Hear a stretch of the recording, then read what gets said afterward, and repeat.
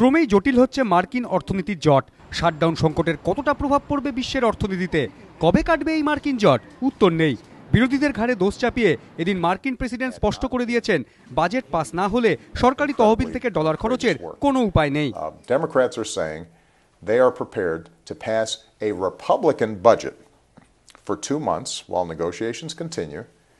We just can't have a whole bunch of other extraneous stuff in it, and the obsession with the Affordable Care Act, with Obamacare, has to stop. That is not something that should be a price for keeping the government open.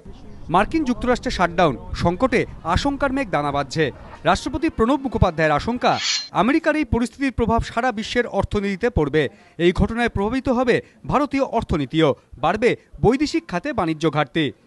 ভারতীয় পণ্যের উপভোক্তাদের একটা বড় অংশ মার্কিনিরাই। তাই shutdown দীর্ঘস্থায়ী হলে কি হবে তা নিয়ে যথেষ্টই চিন্তিত ভারতের বণিক মহলও। স্বাস্থ্য পরিষেবা বিল নিয়ে রিপাবলিকান ও ডেমোক্র্যাটদের ঝগড়ায় মার্কিন কংগ্রেসে পাশ হয়নি বাজেট। বাজেট পাশ না হওয়ায় দেশে শাটডাউন ঘোষণা করেন প্রেসিডেন্ট বারাক ওবামা। বন্ধ হয়ে যায় বেশিরভাগ প্রশাসনিক কাজকর্ম। অনির্দিষ্টকালের জন্য অবেতন ছুটিতে পাঠানো হয় প্রায় 8 লক্ষ সরকারি কর্মীকে। তারপর কেটে গিয়েছে 5 দিন, কিন্তু এখনো সেই সংকট কাটার কোনো লক্ষণ নেই।